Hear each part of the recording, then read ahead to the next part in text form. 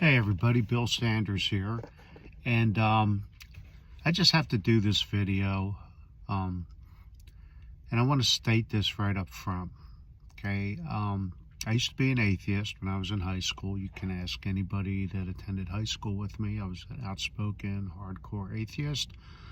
Um, I was attempting to create a form of nihilist, existentialist philosophy that wasn't violent.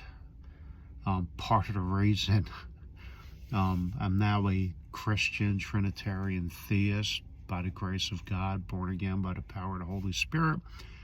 It's because I realized that the more consistently atheistic you became, the more violent that thinking is.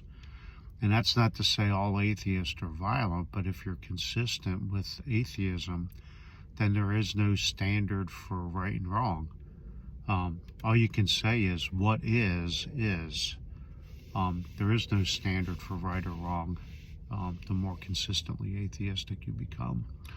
And so therefore violence, if it happens, it happens. You can't condemn it. With that said, my conversion to Christianity came 3 days after my 18th birthday. I was halfway through my senior year of high school.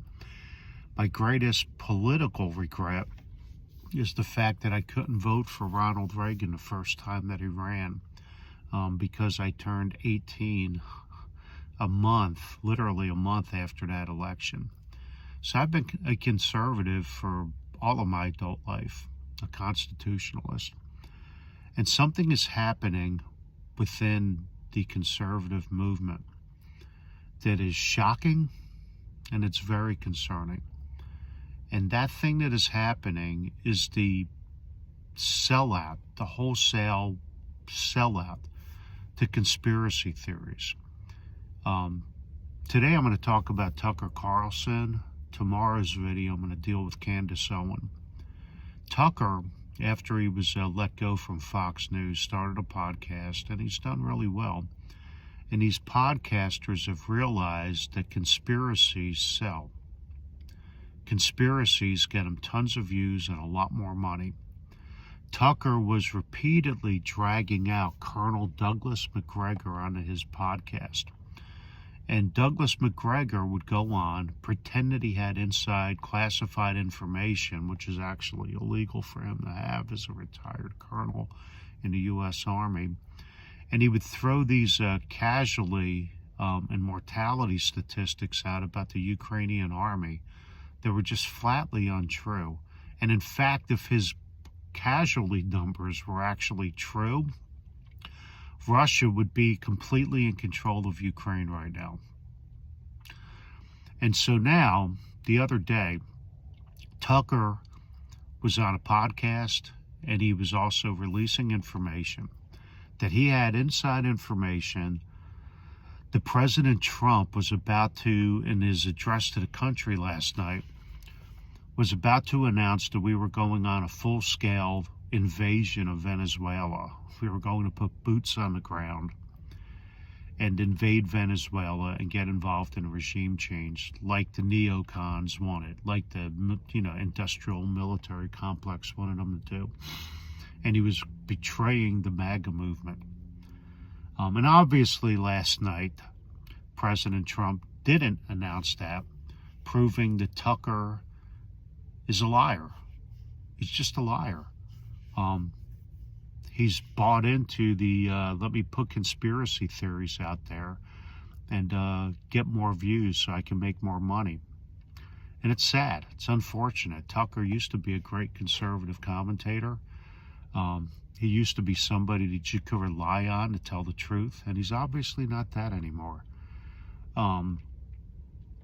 And along those lines, I mean, just militarily, I mean, I have friends that are all retired military. I love them to death.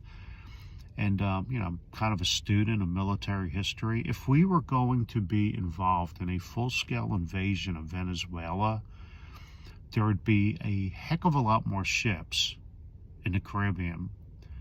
There would be transport ships down there. There would be, to see, you know, the big cargo planes that carry our Abrams and other armored vehicles into the theater. They would be down there. And obviously they're not. There's different ways to do regime change. And President Trump is smart enough to realize that a full-scale invasion of Venezuela is not something that we even need to do to get rid of Maduro. So I would encourage you as conservatives to stop listening to these people that are making money off of selling conspiracy theories that are not true. You know, and we buy into it because we know that our government has lied to us. It's glaringly obvious that the shot that killed John F. Kennedy and blew his head out onto the trunk of the car did not come from behind him. All right? It's glaringly obvious now that COVID-19 was created in the Wuhan virology lab. It's glaringly obvious that Anthony Fauci lied to the entire country and that he was funneling money through a third party to the Wuhan lab in direct disobedience to his boss, President Obama, who signed an executive order banning gain-of-function research and banning the funding of it. So we know that's all true. And so it's easy to buy into these other conspiracy theories that people that used to be trusted voices spin out there. And I would just encourage you, just like stay away from the Word of Faith movement, stay away from the prosperity gospel preachers, stay away from these so-called conservatives that have found out that they can make a ton of money by spinning conspiracy theories that aren't true, just to get more views and more clicks. God bless everybody. Have a great day and take care. We'll see you.